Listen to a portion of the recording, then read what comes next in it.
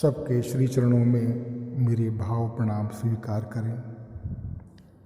सत्संग करते हैं, चर्चा करते हैं, त्रुटियां करूँगा, कृपा कर क्षमा करें।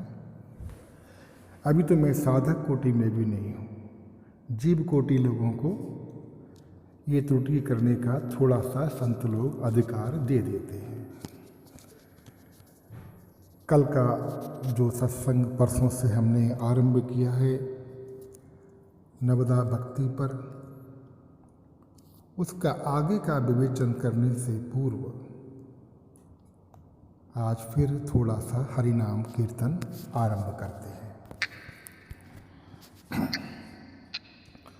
श्री राम जय राम जय जय राम, श्री राम जय राम जय जय राम, श्री राम जय राम जय जय राम, श्री राम जय राम जय जय राम, श्री राम जय राम जय जय राम, श्री राम जय राम जय जय राम।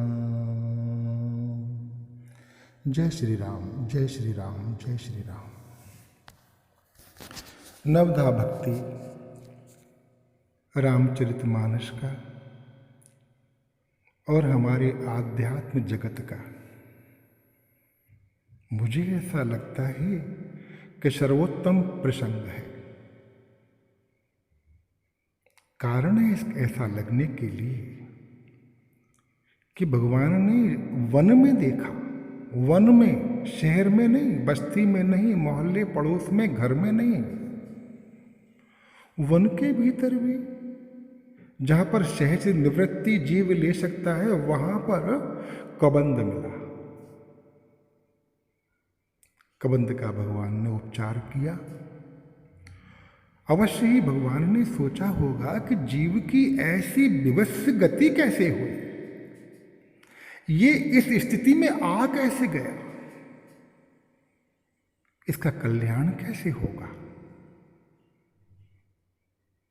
तब उन्हें एकाएक लगा होगा कि ये नवदा भक्ति से शून्य था, ये भक्ति के बारे में नहीं जानता था।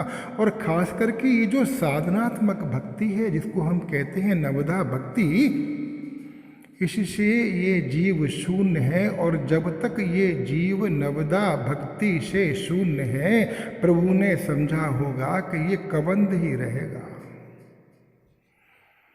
हम सबकी स्थितियां भी ऐसी ही समझे मित्रों, कबंध हो गए हैं। थे तो हम गंधर्व, अति रूपवान, लेकिन ये नवदा भक्ति नहीं पता है और इसके प्रवेश द्वार में प्रवेश नहीं किया है, तो ये वन में जो हम भटक रहे हैं, कबंध के रूप में धड़ धड़ लिए हुए। क्योंकि इस पूरे शरीर के अंदर यदि मस्तिष्क को निकाल दिया जाए तो फिर तो इसके अंदर जड़ता ही जड़ता सभी को भासेगी। ये तो मस्तिष्क में कुछ कुलबुलाता रहता है, कुछ चेतना दिखती रहती है, कुछ विचार चलते रहते हैं, तो हमें ये अध्यास हो गया है कि हम चेतन हैं। इस कबंध के तो भगवान ने अपने हाथों से उद्धार कर दिया, उसको श्राप से मुक्त कर दिया।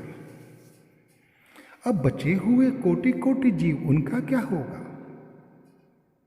भगवान क्योंकि करुणावान है, दया बंधु हैं, दीन बंधु हैं,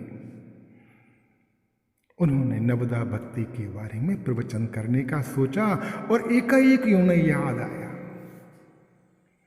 कि मुझे शबरी के पास जाना है, शबरी मैया के पास जाना है। क्योंकि उनके जो भक्त थे मतंग जी, उन्होंने ये आशीर्वाद दिया था शबरी मैया को कि इस नाम की जो मैं तुम्हें दीक्षा दे रहा हूँ, ये जो नाम की नामी की प्रतीक्षा तुम्हें दे रहा हूँ, ये जो तुम्हें विरह दे रहा हूँ, इनके कारण वो भगवंत तुम्हारी कुटिया में आ जाएंगे। अपने भक्त के मान को रखने के लिए भगवान आए, कुटिया में आए, शबरी की कुटिया में आए और उनको ये नवदा भक्ति का उपदेश दिया। थोड़ा हमें आश्चर्य लगना चाहिए, मन में ये प्रश्न अवश्य ही आना चाहिए, यदि हम साधक हैं, यदि हम श्रवण करने लगे हैं, ये बात मन में क्यों नहीं आती कि ये तो भक्ति से पूर्ण दिख रही है, इनको उपदेश की क्या जरूरत है, और भगवान ने इनको उपदेश दे रहे हैं। अच्छा चलो, इसी अरण्य कांड का जो आरंभ होता है उसमें देखें कि अत्रि मुनि के आश्रम में जब भगवान आते हैं और उसमें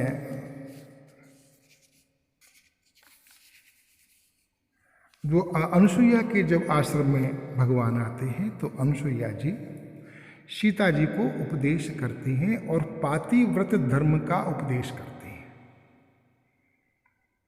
अवश्य ही पढ़ते समय ये बात आई होगी कि अनुसुईया जी को ऐसे समय पर आशीर्वाद देते समय ये पातिव्रत धर्म का शिक्षा इस समय क्यों दी जा रही है, और सीता जी को इसकी क्या जरूरत है। सीता जी तो परम पतिव्रता हैं, जिनके नाम को लेकर के ही लोग अपने पातिव्रत धर्म का पालन करने लग कर सकते हैं।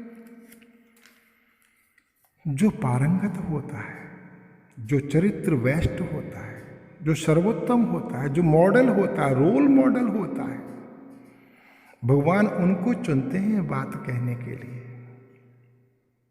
वहां पर अनुसुईया जी ने सीता जी को चुना कि इनको सामने रख करके ये है रोल मॉडल। ऐसे जीवन में जब पातिव्रत आएगा तब नारी की गति क्या सी क्या होगी, वो भगवती हो जाएगी। और यहाँ पर शबरी के सामने जो नवदा भक्ति का भगवान उपदेश कर रहे हैं, तो पहले वो आइडियल भक्त जो नवदा भक्ति से परिपूर्ण है, जो नवदा भक्ति में पारंगत है, जिसको पता भी नहीं है कि मैं नवदा भक्ति में सुपर से डुपर हूं, सुपर से भी कहते हैं ना ऊपर है। यदि 100% की मार्किंग है तो 100/100 मिले हुए शबरी जी को। और ये परीक्षा भी भगवान इस नवदा भक्ति का उपदेश करने के जस्ट बाद में सिद्ध भी करेंगे हम सबके सामने। क्योंकि जैसे ही ये नवदा भक्ति का उपदेश पूर्ण होगा, भगवान पूछेंगे कि आपने कुछ खबर है क्या कि सीता जी कहाँ मिलेंगी। अरे ये क्या बात हुई, ये जंगल में एक कुटिया में थोड़ी सी जगह में रहती हैं, यहाँ पर सीता जी के बारे में क्या पता होगा। लेकिन अपने भक्त की महिमा दिखाने के लिए नवदा भक्ति में पारंगत होने की शिक्षा के बाद में वो व्यक्ति कहाँ पहुँचता है, वो जीवन मुक्त हो जाता है, वो त्रिकालज्ञ हो जाता है। भगवान ये बताना चाहते हैं। और वहाँ पर इमीडिएटली शबरी मैया मुस्कुराते हुए कि प्रभु आपको पता नहीं है क्या। अंतर मन में सोचते हैं कि सीता जी कहाँ पर हैं, मुझसे क्यों पूछ रहे हैं। ये मन के विचार चल रहे हैं शबरी मैया के, किंतु वो जान गई कि भगवान का इसमें अवश्य ही कुछ प्रयोजन होगा। और उन्होंने बता दिया कि आप यहाँ से पंपासुर जाइए और वहाँ पर सुग्रीव से आपकी भेंट होगी, ऐसा होगा ऐसा होगा।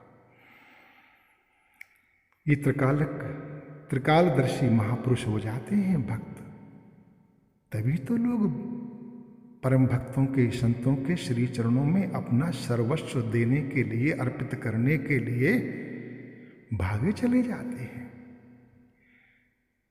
ऐसा वहां पर हमें देखने को मिला। अब हमने कल जो चर्चा की उसमें भक्ति क्या है इस पर चर्चा की, और ये बात क्लियर हो गई कि भक्ति कुछ और नहीं, जो हमारे हृदय क्षेत्र में जो भावना है जिसको हम प्रीति कहते हैं, ये गॉड गिवन है, बाई बर्थ है, जीव जीव मात्र के भीतर है। ये भावना, ये प्रीति, ये प्रेम, क्योंकि जो हमारा सुहृदय है, जो हमारा हृदय नाथ है,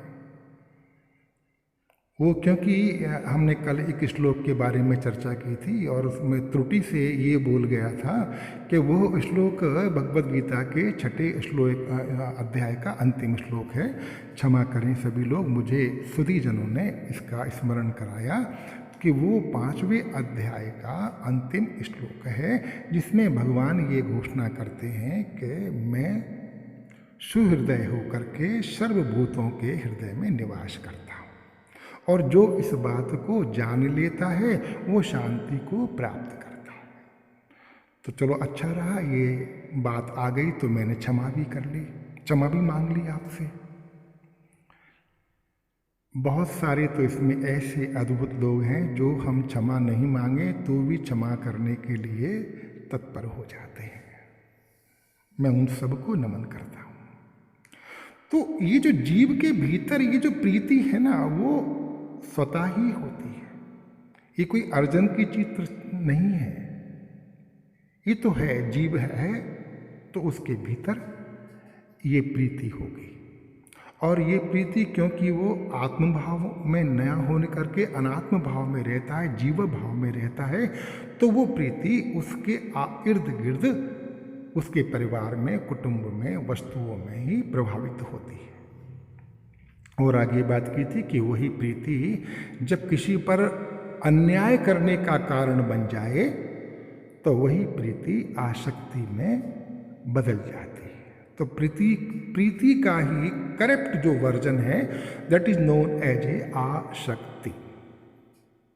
और वही प्रीति जब ऊर्ध्वमुखी होती है, विराट के प्रति होती है, प्रभु के प्रति होती है, विभु के प्रति हो जाती है, तो भक्ति हो जाती है। ये हमने कल सारी बातें बहुत विस्तार में की है, और क्योंकि कल थोड़ा सा मैं डिले हो गया था, थोड़ा सा लेट तक बोलता रहा, उस पर मैं सबसे क्षमा मांग चुका हूँ। दोबारा मांगने की मुझे लगता है अब ज़रूरत नहीं पड़े, इसलिए जल्दी जल्दी बात करें। लेकिन इतनी जल्दी भी क्या है, ये सत्संग तो हमको रोज करना है, 1.5 साल से क्या, 20 साल से, 50 साल से कर रहे हैं। तो ये नवदा भक्ति है। मैंने इसको कहा कि ये सर्वोत्तम प्रसंग है, इस पर 2-4 दिन ज़्यादा भी चल जाएंगे तो क्या आफत आ जाएगी। और जिन्हें इसमें रस नहीं आ रहा होगा उनके पास में लीव करने का बटन तो रहता ही है, ये किसी होस्ट के पास में उपलब्ध नहीं है, वो उनके पास है, वो लीव कर सकते हैं। लेकिन जिन्हें रस आ रहा है उनके रस के कारण मुझे भी रस आ रहा है, तो मुझे रस में डूबने दो। तो प्रीति की बात हो गई, भक्ति की बात हो गई, और भगवान का संबंध जो हमारे भीतर हमारे हृदयेश्वर हैं वो होता ही है, ये भी हमने कल बात की है। और एकमात्र वो ऐसा रिश्ता है जो नैसर्गिक है, कृत्रिम नहीं है, ये भी कल बात हुई थी। और जीव और जगत के जीव के जितने और संबंध हैं और जो नाते रिश्ते हैं वे सब के सब कृत्रिम है, ये भी बात कल हो चुकी थी। हो सकता है कि कल थोड़ी मूर्छा रही हो तो लोगों को विस्मरण हो गया हो, क्योंकि आज हम प्रवेश कर जाएंगे नवदा भक्ति में, तो उसके पहले ये सारी भूमिकाएं मैं बता रहा हूं कि वो जो संबंध हैं उस पर खूब चर्चा कल हुई है कि वे सारे संबंध जो सामाजिक संबंध हैं, यहाँ तक कि धन का, बल का जो संबंध है वो भी संबंध कृत्रिम है, और कृत्रिम संबंधों को हमें जीवन पर्यंत संभालना होता है। किंतु जो संबंध नैसर्गिक है परमात्मा के साथ हमारा, उसको संभालना नहीं पड़ता, उसको तो रियलाइज करना होता है। अभी हमने विस्मरण किया हुआ है, तो ये रियलाइज कैसे हो गए? इसकी जो साधना है, इसकी जो पद्धति है, वह नवदा भक्ति है। इसलिए इसको नवदा भक्ति कहा। और नवदा भक्ति क्या वस्तु है? एक्चुअली भक्ति दो तरह की शास्त्रों में संतों के माध्यम से प्राप्त होती है कि एक तो साधन भक्ति है, जिसके बारे में हम आज कल परसों से जिक्र कर रहे हैं और आगे भी करेंगे। साधन भक्ति, साधन माने उसका रियलाइजेशन करने का जो हम उद्यम करेंगे, जो हम प्रयास करेंगे, उसका सिलेबस ये होगा जो 9 प्रकार का है, जो भगवान अभी शबरी माता को देंगे हम सबको देने के लिए। शबरी माता तो उसमें बेस्ट है, उनके माध्यम से देंगे। भगवान कृष्ण ने अर्जुन के माध्यम से। अर्जुन कोई छोटी मोटी हस्ती थी, सब कुछ भगवान के सखा जो है। भगवान बेस्ट से कम कुछ चूज नहीं करते। अरे हम लोग भी मिठाई खरीदने जाते हैं तो बाजार में कोशिश करते हैं जिसके पास में सर्वोत्तम मिठाई हो, देशी घी की, वही लें। उसी दुकानदार का चयन करते हैं, तो भगवान के चयन में हम शंका ही क्यों कर सकते हैं? तो प्रभु उस साधन भक्ति का आज आरंभ करेंगे। और दूसरी भक्ति होती है श्रद्धा भक्ति। इस साधन भक्ति में उद्यम होता है, प्रयत्न होता है, विधि होती है। लेकिन इस भक्ति को करते करते भगवान का संबंध को रियलाइजेशन करते करते भी हमारे जो अन्य आश्रय होते हैं वे छूटते नहीं हैं। तो जीव की अंत में इच्छा होती है कि मुझे पराभक्ति प्राप्त होना चाहिए, श्रद्धा भक्ति प्राप्त होना चाहिए, निर्भरा भक्ति प्राप्त होना चाहिए।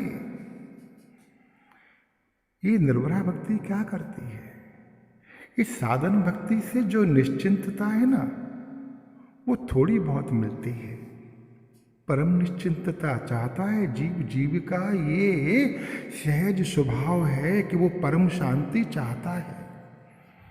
कि तो लोगों ने उसको संस्कार में दे दिया कि अशांत होना भी प्रिय वस्तु है, और हम खूब ताबड़तोड़ उद्यम करते हैं, भागम दौड़ करते हैं, दुनिया भर की चीजें करते हैं, और अशांत होने में भी सुख समझते हैं। ये थोड़ी मूढ़ता है। लेकिन ये मूढ़ता इस साधन भक्ति को समझते समझते, इसमें प्रवेश करते करते अवश्य ही कम होती जाएगी। तो जो प्रशांति है, जो शांति है, भक्ति महारानी है, उनका हमें दर्शन होने लगेगा। फिर भी कहीं ना कहीं अन्य आश्रय बचते हैं, उसका दंश भक्त को, संत को चुभता रहता है। बाबा तुलसीदास को भी चुभ रहा है। कैसे परमहंस हैं, कैसे परम प्रभु हैं, जिनको राम जी के दर्शन हुए हैं। चित्रकूट के घाट पर भई संतन की भीड़, तुलसीदास चंदन करत, तिलक देत रघुबीर। हैं, हनुमान जी के दर्शन हुए। इतनी बड़ी रामचरितमानस की रचना कर दी, जिसको पढ़ पढ़ पर के, पाठ करके, गायन करके, थोड़े थोड़े अंशों में समझ के भी हम सब ने बहुत सुख पाया है। वे तुलसीदास जी सुंदरकांड में जो बीच का श्लोक है उसकी थोड़ी चर्चा करते हैं, जिसमें आता है ना, नान्यः स्पृहा भगवत स्मृति है, सत्यम बदामी। हे प्रभु, आप अखिल ब्रह्मांड के आत्मा हैं। मैं आपसे झूठ नहीं कह रहा हूं, सत्य कह रहा हूं कि अब मेरी कोई स्पृहा नहीं है, मेरी कोई इच्छा नहीं है। तो क्या इच्छा है? बोलो तुलसीदास जी, बोलो क्या इच्छा है? मुझे भक्ति चाहिए। अरे भक्ति तो तुम हो, भक्ति तुम्हारे पास है, फिर भक्ति क्यों मांगते हो? नहीं प्रभु, ये साधन भक्ति तो मैं कर करके थक गया। किसी भी साधन से जीव को एक गहरी थकान भी आती है, वो कल्याणकारी होती है बाद में जा कर के, क्योंकि उसी थकान के कारण आपको ये समझ में आता है कि कोई और उत्तम वस्तु है जो मुझे प्राप्त करना चाहिए। उसी के लिए तो स्वामी जी श्री रामचंद्रदास जी महाराज अनेक बार बोलते थे कि अल्प संतोषी मत हो ना आध्यात्म में, और संसार में अल्प संतोषी ही होना, ये मूल मंत्र है संतों के द्वारा, तत्वविदों के द्वारा। तो तुलसीदास जी उनसे क्या मांगते हैं कि मुझे निर्भरा भक्ति चाहिए प्रभु। निर्भरा भक्ति मतलब मेरी पूरी निर्भरता आपके ऊपर, जो अन्य आश्रय हैं वे सब के सब अब मिट जाएं, ये मैं चाहता हूं। ये विनती रघुनाथ गोसाई। वो है ना, ये पूरा जो कविता है मैंने इसमें PDF तो निकाल लिया था, लेकिन मैं इसको आगे पीछे करूँगा तो दिक्कत होगी। तो आप सबसे निवेदन है कि ये विनती रघुवीर गोसाई, ये टाइटल डाल करके आप इसका PDF गूगल से निकाल सकते हैं। ये तुलसीदास जी की रचना है जिसमें वो कह रहे हैं कि अन्न भरोसा अन्न आसरा, जो मेरे भीतर है, जो मेरे भीतर जड़ता है, ये जड़ता दंश है और दूसरे का आश्रय, किसी अन्य का आश्रय, परमात्मा प्रभु आपके अलावा किसी और का आश्रय, ये शुद्ध जड़ता है और मैं स्वभावता चेतन हूं। ये कैसे बात बनेगी प्रभु? तो इस जड़ता को आप हरिए। हरिए क्यों? आप अपने उद्यम से पूरी नहीं कर सकते। आप अन्य आश्रय छोड़ दो तुलसीदास जी, इसमें क्या बात है? आपने जान ही लिया कि मैं आपका सुहृदय हूं और परम सामर्थ्यवान हूं। परम सामर्थ्यवान है प्रभु। हनुमान जी कहते हैं ना, किससे? रावण से, सुंदरकांड में, जाके बल लब लेत ते जितऊ झरा झर चार।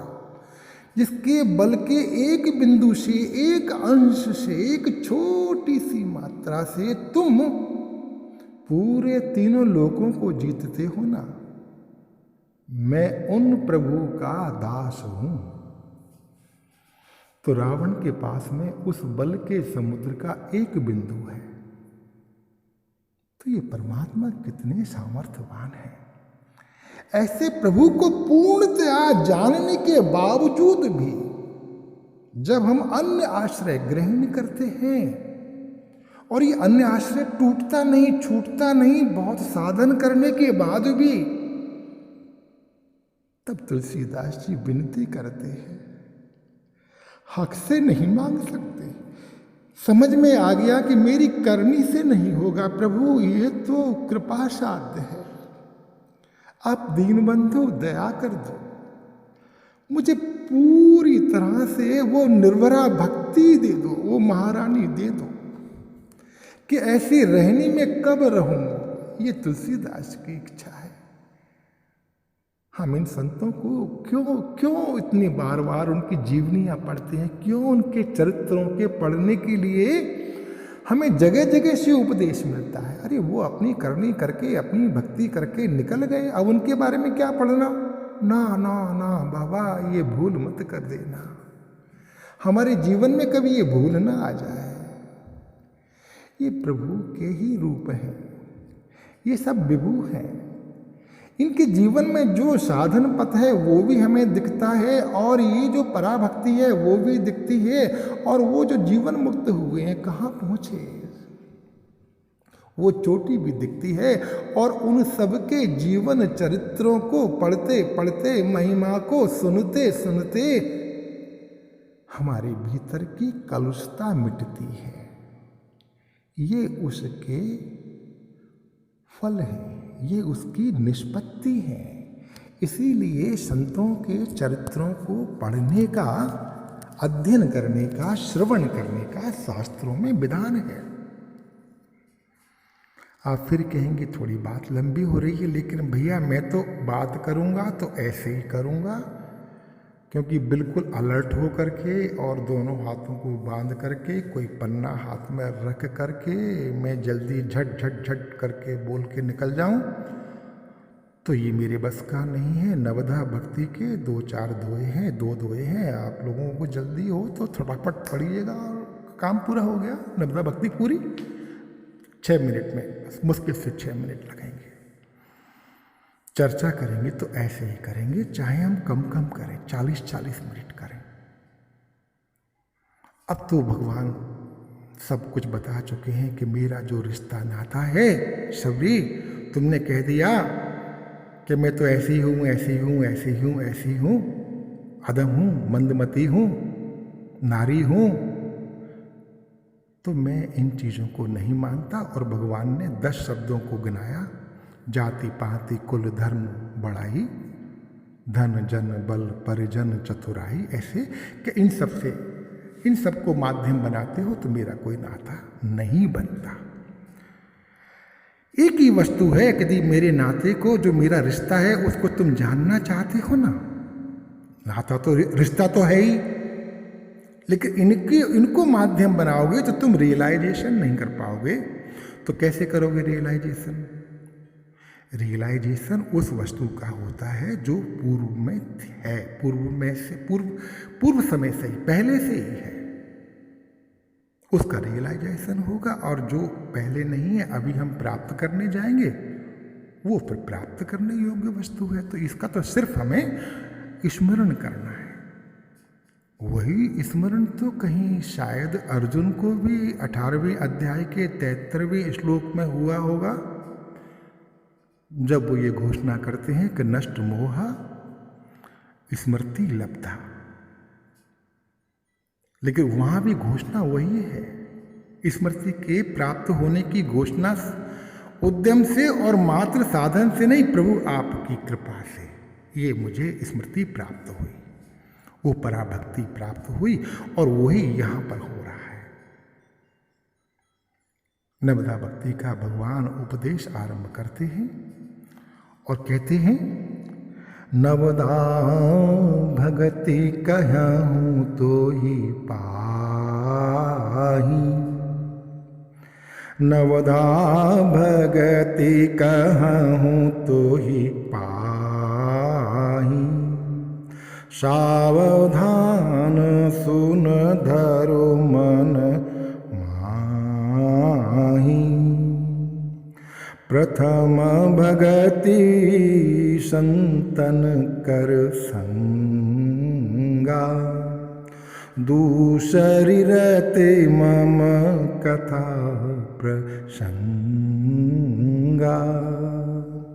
दूसरी रति मम कथा प्रसंगा।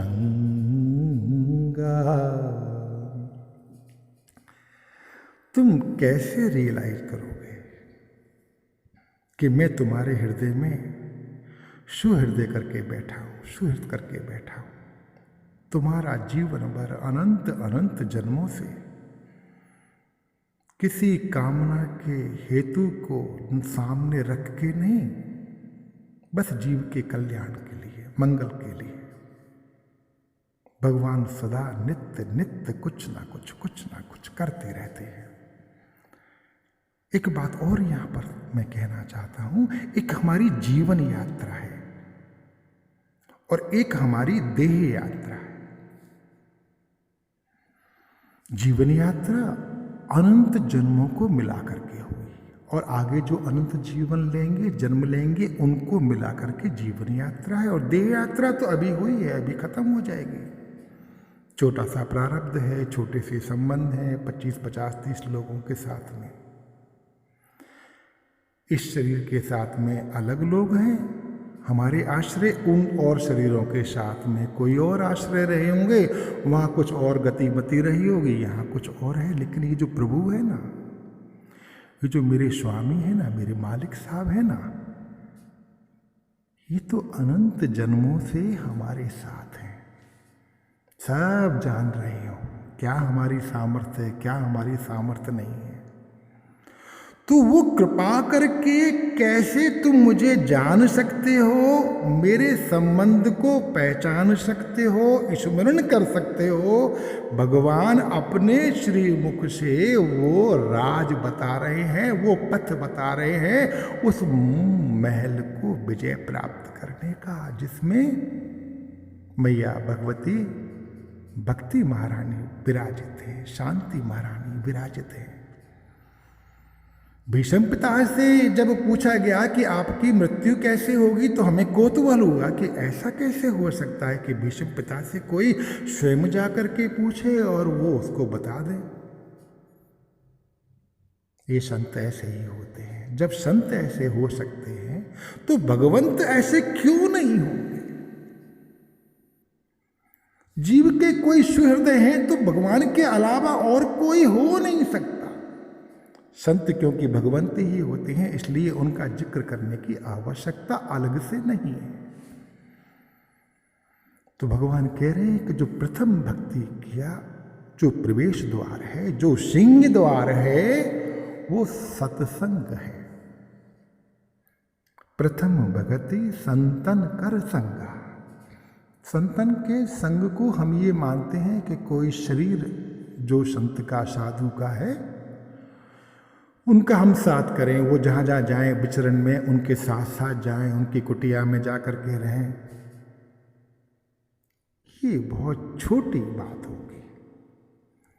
तो इसका मतलब है कि जो अभी संत हैं हम उन्हीं का संग कर सकते हैं, और जो पूर्व में संत हो चुके हैं परंपरा में, कबीरदास जी, तुकाराम जी, नामदेव जी, रैदास जी, मीराबाई, गुरु नानक, अरे पूरी श्रृंखला है। हम तो बहुत धनवान है भाइयों, बहुत ज़्यादा ही समृद्धशाली हैं।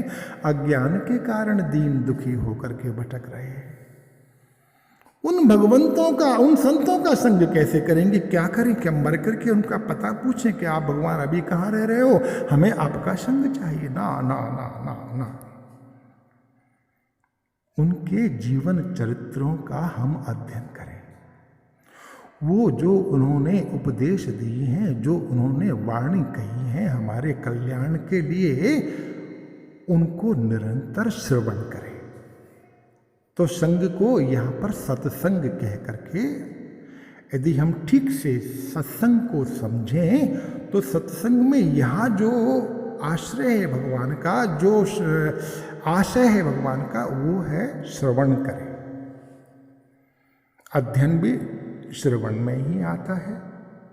जो हम ग्रंथों का अध्ययन करेंगे वो भी श्रवण ही होगा। ठीक है, वो श्रवण हम नेत्रों से करते हैं, बुद्धि के साथ में। और संत कुछ बात कह रहे हैं, कोई वाणी का गायन हो रहा है, तो उसको हम कानों से श्रवण करते हैं, अंतुतगतवा तो इंद्रियों से ही करते हैं। और उनका क्या फल होगा भगवान? ये जो हम श्रवण करेंगे और सत्संग करेंगे, इससे क्या होगा? इससे ये होगा कि तुम्हारी साधना का स्वरूप क्या होना चाहिए ये तुम्हें पता पड़ेगा, और तुम्हारा साध्य का, तुम्हारे साध्य का क्या स्वरूप होगा ये तुम्हें पता पड़ेगा। भगवान का पता पड़ेगा। भगवान कौन है, कैसे है, भगवान का नाम क्या है, नाम की महिमा का पता पड़ेगा। भगवान ने जो हजारों लीलाएं करी है ना, उनके मर्म का पता पड़ेगा, उनके धाम का पता पड़ेगा, उनके गुणों का पता पड़ेगा, उनकी कृपा का पता पड़ेगा, उनकी सामर्थ्य का पता पड़ेगा, उनकी दयालुता का पता पड़ेगा। और साधना के बारे में कब पता पड़ेगा? सत्संग में, कि मेरे लिए साधना कौन सी अच्छी है, बताओ भाई। कहाँ पूछते हैं हम किसी से, हमें तो जो समझ में आता है और अपना आरंभ कर देते हैं। कुछ लोग तो इस पर ही बस निर्भर हैं कि जैन के प्रकीर्ण मंदिर में चले गए, दर्शन कर लिए, साधना हो गई, भक्त हो गए हम। और हम उनसे कहते हैं कि भाई कुछ चर्चा करें, नहीं भैया ये ज्ञान मार्ग हमारा नहीं है, हम तो भगवान के बस हैं। राधा राधा कहते हैं, गोविंद गोविंद कहते हैं, और हमारा ऐसे काम हो जाता है। राधा रानी सब कर देंगी, ठाकुर जी सब कर देंगे, श्री राम जी सब कर देंगे। तो ये राम जी ने जो शबरी को बात कही वो भी आप नहीं सुनेंगे, क्या करना भैया, ये हमने कहा ना, ये हमारा मार्ग नहीं है। अच्छा, जो भगवान ने अपने श्रीमुख से अर्जुन को जो भगवत गीता सुनाई उसका श्रवण करेंगे, ये ज्ञान की बात है, ये हमारी बस की बात। हम तो भक्त हैं और भक्त मान ही लिया, ये परम भक्त है। और भक्त क्या होता है, भक्त के मीटर्स क्या होते हैं, भक्त के गुण क्या होते हैं, ये हम तय करेंगे। भगवान ने भगवत गीता के 11वें अध्याय में शायद 55वें श्लोक में, अंतिम श्लोक में घोषणा कर दी, जो मेरे लिए सारी चेष्टाएं करता है, मत कर्म कृत मत परमा, जो मुझ पर परायण रहता है। और आगे उसमें लिखा है, जो संग वर्जता है, निर्वैर है, सर्वभूत हिते रहता है। इसमें इतने सारे जो गुण हैं, वो मेरा भक्त है। ऐसे भक्त कोई ऐसे नहीं है कि हजारों लाखों करोड़ों में होते हैं। ये से भक्त उंगलियों पर गिनने योग्य होते हैं, कि कोई नानक है, कि कोई कबीर है, कि कोई तुलसी है, कि कोई मीरा है, कि कोई रैदास है, कि कोई नामदेव है। हम कहाँ हैं अभी, हमारी स्थिति क्या है, हमारा स्वधर्म क्या है, हम किस गुण से चलते हैं। हमारी जो वृत्तियां हैं वो तमोगुण के अधीन हैं कि रजोगुण के अधीन है, कि भगवान की कृपा से मैं शतोगुण में आ गया हूं, ये कौन बताएगा, ये सत्संग बताएगा। जो हम सत्संग श्रवण करेंगे, संतों की वाणी का श्रवण करेंगे, अनेक बार तो वो समझ में भी नहीं आएगा। भगवान कहते हैं जब ये साधना है तो इसको बार बार करो, बार बार करो, बार बार सुनो, बार बार सुनो, सुबह करो, शाम को करो, और श्रवण श्रवण श्रवण श्रवण श्रवण। शंकराचार्य जी ने तो 3 ही साधना बताई हैं, श्रवण, मनन और निदिध्यासन। ये सत्संग श्रवण है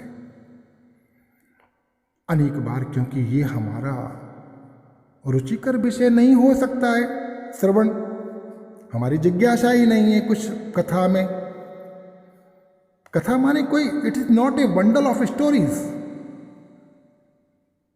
ये तो उस साध्य के बारे में, वो कैसा है प्रभु, उनका धाम कहां पर है, वो कैसे हमारे हृदय में रहते हैं, वो कैसे कृपा करते हैं, वो कितने सामर्थ्यवानी है, कैसे कैसे, ये सारी बातें कथा में मिलती है।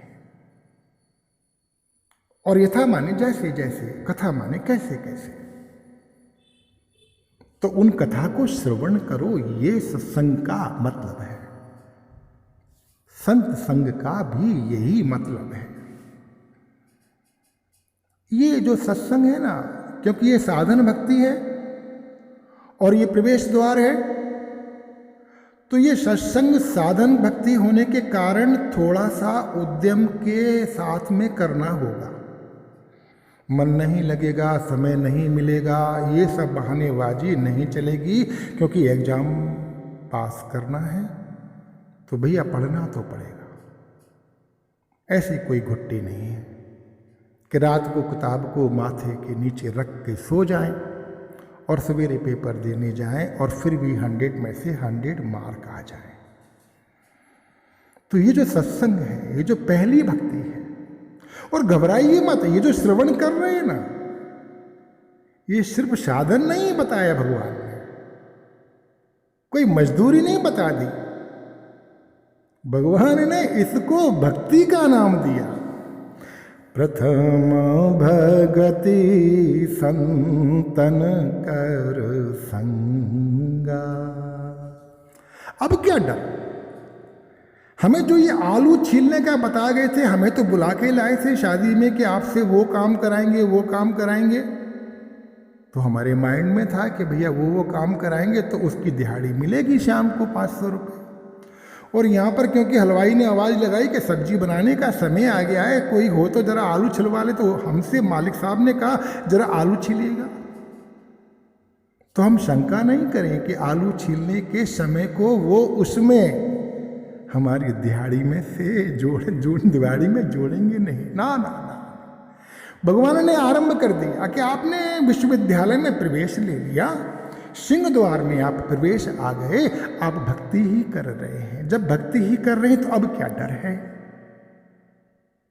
क्योंकि जो श्रद्धा भक्ति और ये जो सत्संग भक्ति, इसके बीच में हो सकता है कि 1 साल लगे, हो सकता है कि 1 जन्म लगे।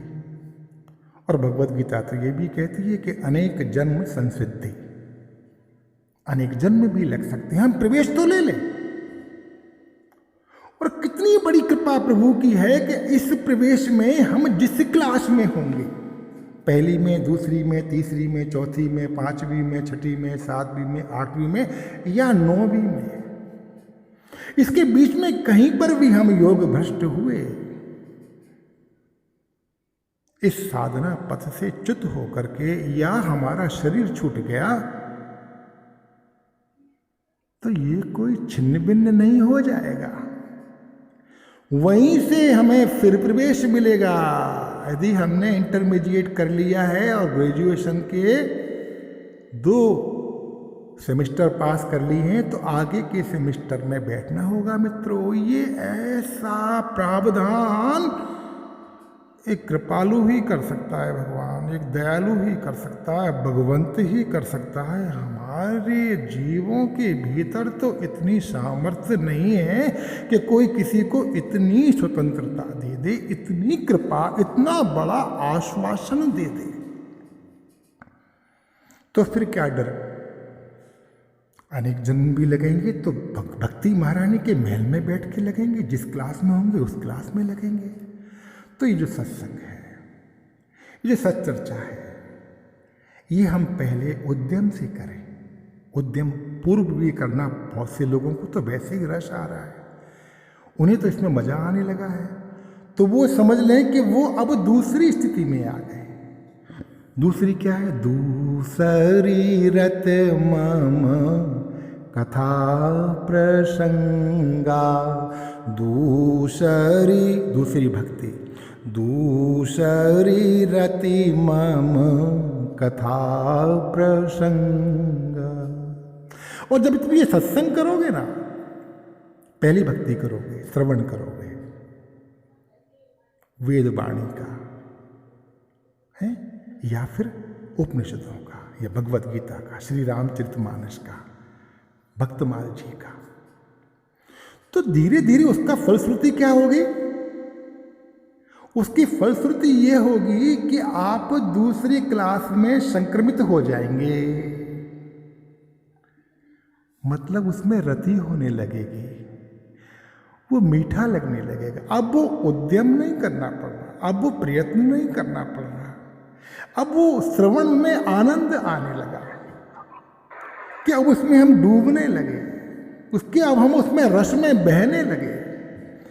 अब वो चप्पू को चलाने का जो भार था ना, वो अब छूट गया। अब तो नौका में बैठ के भगवान की लीलाओं का श्रवण होने लगा, मनन होने लगा, और भगवान का चरित्र को धीरे धीरे समझ में आने लगा कि मेरे देव कितने दयालु हैं। तो ये 2 भक्ति हुई, सत्संग के माध्यम से, श्रवण के माध्यम से हमें ये समझ में आता है कि यदि मैं तमोगुणी हूं, मुझे पता कैसे पड़ेगा कि मैं तमोगुणी हूं? शास्त्र बताएगा, शास्त्र दर्पण है, सब दिखाएगा, सत्संग सब दिखाएगा। संत का शरण ग्रहण करेंगे, संत बताएगा। सत्संग के माध्यम से पता पड़ेगा कि तमोगुण है, तो तमोगुण को क्या साधन करना चाहिए? क्या मैं ध्यान करने बैठा करूं डेली 2 घंटे के लिए? नहीं, आप ध्यान करने की इच्छा तो होगी, लेकिन भैया तुमने नहीं समझा तो ध्यान करने के लिए जाओगे ना, है तमोगुण प्रधान, तो उसमें खर्राटों की जो आवाज होगी ना, उससे दूसरों को पता पड़ेगा कि आप ध्यान कर रहे हैं। तो फिर मेरे लिए क्या साधन होगा? सत्संग बताएगा कि आपके लिए सेवा मात्र साधन है। और ये जो जाति व्यवस्था है ना, जातिवाद में जो कन्वर्ट हुआ है, ये जाति व्यवस्था साधन परक व्यवस्था थी,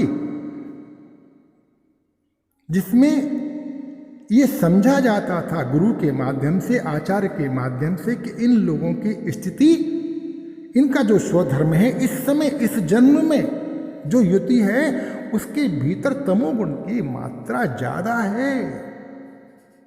यदि कोई ब्राह्मण शरीर से भी है और उसके भीतर तमोगुणी वृत्ति है तो वो उस समय शूद्र है, और उसके लिए ये सेवा साधन है। और इसके लिए क्या साधन करना चाहिए? सेवा करिएगा। और क्योंकि इसमें नींद प्रधान है ना, कंफर्ट जोन का, आलस का मजा आता है, तो हमारे वेद तो कहते हैं कि ऐसा व्यक्ति महत्वाकांक्षी हो जाए और वो ये चाहे और वो ये चाहे, इतना सारा ऐश्वर्य चाहे, धन चाहे, संपत्ति चाहे, पशु चाहे, मकान चाहे, भैया इसमें कोई बुराई नहीं है। आप कामना पूर्ति के लिए उद्यम में तो उतरिए। ये जो रुद्री हम सुनते हैं ना वेदों की, नमकम चमकम चमे चमे चमे चमे चमे चमे चमे, ये चमे मतलब मैं ये चाहता हूं, मुझे ये प्राप्त हो, मुझे ये प्राप्त हो। वेदों की आज्ञा है कि महत्वाकांक्षी बनो। किसके लिए है? सबके लिए नहीं है। ये सत्संग में हम समझेंगे, सुनेंगे, श्रवण करेंगे, ढंग से निरंतर करेंगे तो समझ में आएगा कि हमारी बारी पर हमारा जब अध्ययन आएगा, हमारी चित्त कुंडली खुलेगी, तब हम समझ लें कि हम तमोगुणी हैं, कि रजोगुणी हैं, कि सतोगुणी हैं, या हम गुणातीत हो चुके हैं। सबकी अलग अलग अलग साधना होगी। और हमने क्या किया कि उस व्यवस्था को, जो इतनी उत्तम व्यवस्था थी कल्याण को प्राप्त करने की, शास्त्रों के माध्यम से, गुरुओं के माध्यम से उसको सब पर थोप दिया। एक वर्ग विशेष को अन्य श्रेणी शूद्र कह करके कि आपका तो यही साधन है कि आप सेवा करो। और रविदास जी को भी यही काम सौंप दिया होगा, और यही काम कबीरदास जी को भी सौंप दिया होगा। वो तो बेचारे भगवंत थे कि उनको तो ये बात समझ में आ गई थी कि वे गुणातीत स्थिति में तो जन्म लिए हैं। वे नित्य मुक्त महापुरुष थे। वो तो माँ बाप के शरीरों को हमने अननेसेसरीली ऐसी घोषणा करके कि ये तो शूद्र में है, उनको भी शूद्र समझ लिया। यदि हम उनको भी शूद्र समझते हैं तो अभी हमारी चिकित्सा की अतिशय आवश्यकता है। यदि हम यही वेद, यही संत जब देखेंगे कि ये व्यक्ति महत्वाकांक्षा के कारण आलस्य से बाहर आ गया, उद्यम करने लगा, उसका तमस धुल गया, तो उसको फिर रजोगुण में समझ करके कि अब ये रजोगुण में आ गया, अब ये एक गुण से दूसरे गुण में संक्रमित हो गया, तब उससे कहेंगे कि अब तुम कर्मयोग की साधना करो। भैया ये फलाग्रह मत करो, फल का आग्रह मत करो, उद्यम तो करो। कर्मयोग में प्रवृत्ति होती है किंतु फल की आकांक्षा नहीं होती, फल का अर्पण होता है भगवान के श्री चरणों में। सारी चेष्टाओं को वो व्यक्ति फिर पूजन समझता है, उपासना समझता है। कर्मयोग कुछ और नहीं, एक भक्ति का ही साधन है। जो कर्मयोगी है वही भक्त है, जो भक्त है वही कर्म योगी है। और जो व्यक्ति वहां से भी संक्रमित हो गया, जो सत्य में चला गया और सत्य से आगे चला गया, ये कौन बताएगा? ये प्रथम जो भक्ति है ना, ये सत्संग, संतों का संग, संतों की वाणी, ये बताएगा। और ये हम करते करते कब इनके स्वाद में लिप्त हो जाएंगे, हमें रस की प्राप्ति हो जाएगी भगवान को, चरित्रों को सुनते सुनते। यदि हमारे भीतर रस की उत्पन्नता नहीं होती है तो हमें गिड़गिड़ाना चाहिए भगवान के ही सामने कि प्रभु आपके ऐसे परम पावन चरित्रों को सुनते सुनते भी मुझे कोई रसानुभूति नहीं होती है। मुझ पर कृपा करो, कृपा करो, कृपा करो। तो फिर रति होने लगेगी। किसमें? भगवान की कथा प्रसंग में। ये और मंगलकारणी है, क्योंकि अब इसमें कोई श्रम नहीं रहा। अब हमें यात्रा करके भी जाना पड़ा सत्संग सुनने के लिए। मालूम पड़ा कि ऋषिकेश में श्री गुप्ता जी बैठते हैं, बहुत अच्छा सत्संग करते हैं। श्री प्रमोद भाई साहब बैठते सत्संग करते हैं, भागवत जी की चर्चा करते हैं, गीता जी की चर्चा करते हैं, नित्य करते हैं, वर्षों से करते हैं। टिकट कटा करके चले जाएंगे, उनके साथ में रहेंगे। अभी श्रम युक्त नहीं लग रहा, अब तो ये मजा आ रहा है, अब तो ये आनंद का विषय हो गया। इसको कहते हैं रति। तो आज हमने दो, मेरे ख्याल से फिर मैं गलती कर जाऊंगा, फिर मुझे क्षमा मांगना पड़ेगी कि भैया देर हो गई, महानुभावों देर हो गई, मुझे क्षमा करना। इसलिए दोबारा से आपको क्षमा करने का कष्ट ना करना पड़े, मैं आज का इस जो भी बात चर्चा कर रही है, इस चर्चा को यहीं विश्राम करने की अनुमति चाहता हूँ। हरि शरणम, हरि शरणम, हरि शरणम, हरि शरणम, हरि शरणम, हरि शरणम, हरि शरणम, हरि शरणम। सबके श्री चरणों में मेरे बार बार प्रणाम को स्वीकार करें, मुझे क्षमा करें, मेरी त्रुटियों पर ध्यान न दें। जय हो प्रभु, जय हो, जय हो, जय हो, जय हो प्रभु, आपकी जय हो।